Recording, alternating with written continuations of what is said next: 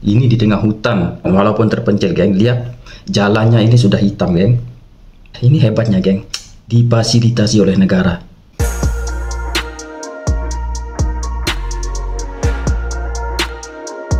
Oke, assalamualaikum warahmatullahi wabarakatuh, saudaraku dimanapun anda berada. Semoga sehat selalu dan dipermudahkan urusannya oleh Allah Subhanahu wa Ta'ala, ya, geng.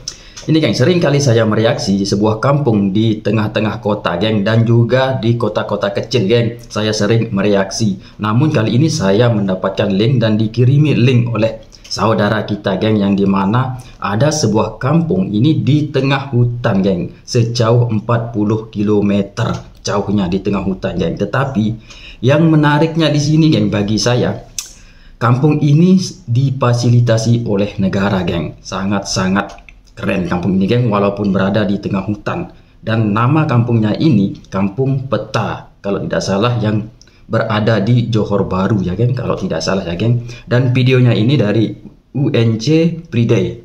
Jangan lupa subscribe, ya, geng. Oke, saya juga tidak sabar ingin melihat seperti apa sih kampung di tengah hutan ini dan difasilitasi oleh negara. Mari kita saksikan sama-sama, geng. Oke, ini dia.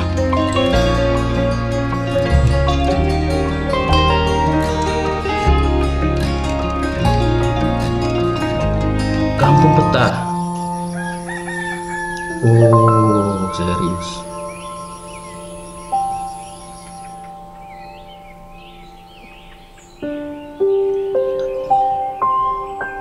Lihat, ya, Masya Allah.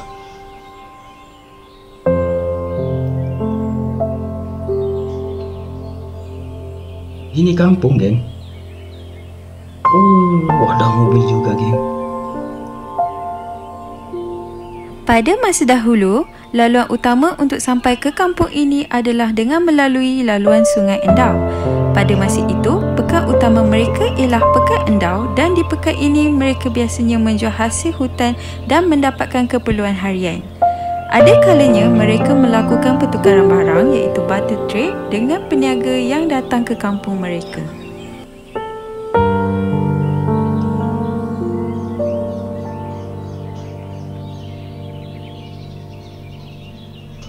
Nama Kampung Peta dipercayai berasal dari sebatang anak sungai yang berada tidak jauh dari kampung yang ada sekarang.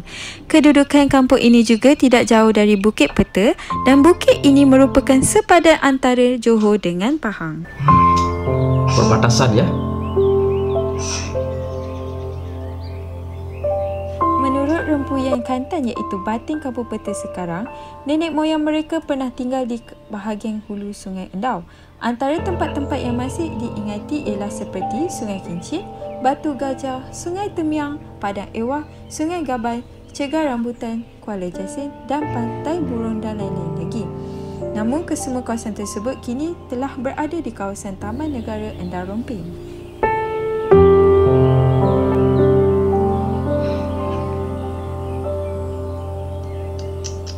Pada akhir abad ke-19, H.W. Lake dan H.J. Chaucer iaitu lebih kurang 130 tahun dahulu. Coba lihat, geng. Ini kampung terpencil di pedalaman Johor, geng.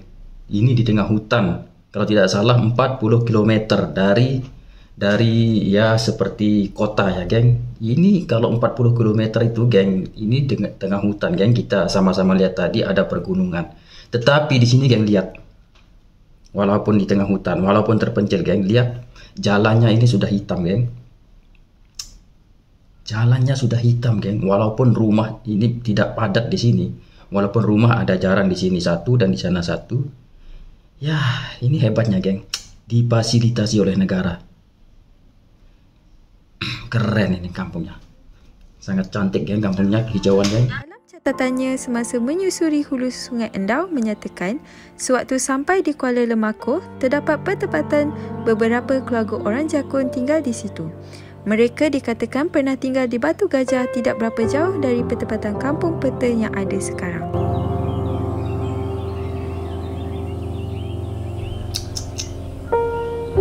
Ini bodoh-bodoh.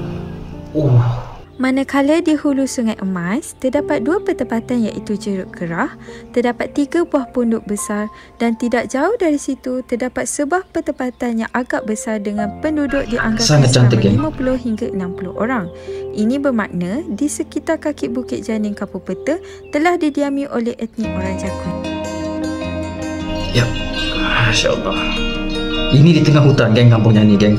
Tetapi ada jalan, ada mobil, ada listrik. Sekitar tahun 1966, seorang penyelidik bernama Narifumi Mida Tachimoto yang membuat penyelidikan The Orang Hulu, A Reports on Malaysian 1960s menyatakan mereka yang tinggal di Kampung Peta ialah seramai 25 kelamin dengan bilangan penduduk seramai 86 orang.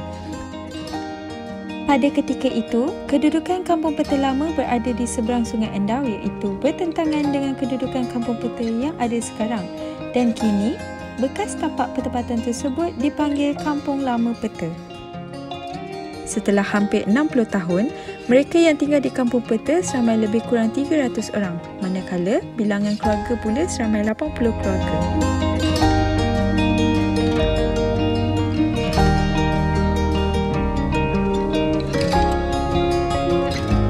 Okey, ini dari atas geng. Mengimbau semasa zaman darurat melanda negara iaitu pada tahun 1949, mereka yang tinggal di Kampung Peta dan kawasan berhampiran pernah dikumpulkan di satu lokasi yang kini berada di seberang sungai iaitu berhadapan dengan bangunan Nature Education and Research Centre NERC dikenali sebagai Padang Ewah.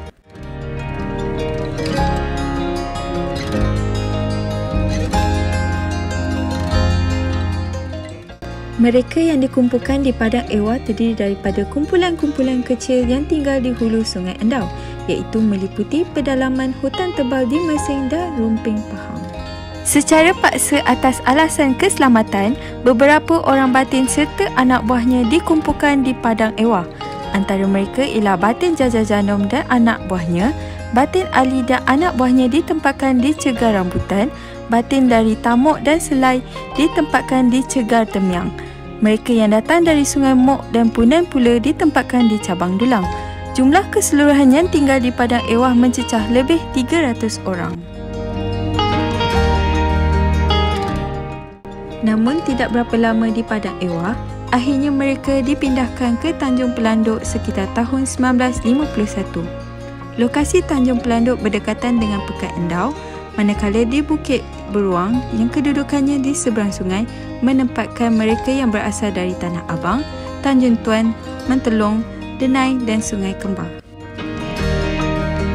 Ini siapa? Mungkin ini ketua kampung geng ya di sana. Perpindahan mereka ke Tanjung Pelanduk adalah disebabkan ancaman komunis yang semakin kuat dan peristiwa serangan hendak gerombolan komunis ke atas pasukan keselamatan. Serangan dilakukan semasa anggota keselamatan sedang menaiki sebuah bot memudiki Sungai Endau. Mereka diserang di suatu tempat yang dikenali sebagai Pasir Kilang dan dalam serangan itu ramai anggota keselamatan yang terkorban dan ketua mereka juga turut terkorban. Kedudukan Pasir Kilang ialah di antara Kuala Sungai Emas di Kampung Punan dan Kuala Lemakoh berdekatan Kampung Peta. Setelah keadaan darurat semakin reda iaitu sekitar tahun 1958, mereka yang dikumpulkan di Tanjung Pelanduk dan Bukit Beruang mula kembali ke tempat asal masing-masing. Mereka mula mendiami semula pertempatan seperti Kampung Labong, Kampung Tanjung Tuan, Kampung Jorak iaitu Tanah Abang, Kampung Mentelong, Kampung Denai, Kampung Punan dan Kampung Peta. Di kampung-kampung tersebut mereka tinggal dan menetap kekal sehingga sekarang. Wow geng, ini kampung ini sangat terpencil di pedalaman hutan Johor ya geng. Kalau tidak salah tadi di perbatasan Pahang dan juga Johor. Pahang juga Johor kalau tidak salah ya geng. Tetapi yang menariknya di sini geng, jarang sekali yang kita temui, jarang sekali kita lihat geng, kampung sedalam itu, sejauh itu kurang lebih 40 km geng. Jarang sekali kita temui fasilitasnya itu lengkap diberikan oleh negara geng. Itu sangat jarang, ini serius saya katakan. Bukan tidak ada, tetapi jarang yang kita lihat. Apalagi ini tadi yang dikatakan itu sangat terpencil di dalam hutan ya. Kita sama-sama lihat di sana ada mobil, ada listrik dan jalannya itu sudah hitam beraspal. Wow, ini keren ya. Pemerintah di sana itu sangat-sangat peduli. Ini yang saya sering katakan dari dulu. Pemerintah di sana itu sangat-sangat peduli dengan masyarakatnya walaupun berada di tengah-tengah hutan sekalipun. Sangat terpencil, geng, tetapi sangat peduli, geng. Seperti apa yang kita lihat tadi. Kita lihat tadi baru selesai hujan, baru habis hujan ya, geng. Tempatnya itu sangat adem dan juga pepohonan itu sangat rindang, geng, di sana. Ya, kalau misalkan di pinggir-pinggir kota maupun di luaran sedikit, geng, saya tidak akan merasa heran, geng, kalau fasilitasnya itu lengkap di sana. Tetapi ini yang saya kagum, geng, ini di tengah hutan, sangat terpencil. Dan sama-sama kita lihat ada gunung ganang kalau orang bilangnya, geng. Tetapi fasilitasnya itu sampai ke sana, geng. Ini di pedalaman Johor ya, di pedalaman Johor kalau tidak salah tadi dia bilang. Ini nih yang saya maksud, geng. Sangat peduli kepada masyarakat. Masya Allah. Saya sedikit kagum, geng. Serius, saya kagum, geng. Saya kagum karena apa? Karena di sana di pedalaman itu masyarakatnya tidak banyak, geng. Dan itu ya bagi saya mustahil untuk pemerintah sampai ke sana untuk memfasilitasi, geng. Tetapi apa yang kita lihat tadi sangat jauh berbeda, geng. Sangat difasilitasi oleh negara. Masya Allah, terbaik. Oke, geng, sampai di sini saja, geng, video saya. Seperti biasa, kita akan berjumpa lagi di video-video selanjutnya. Jaga kesehatan teman-teman. Assalamualaikum warahmatullahi wabarakatuh.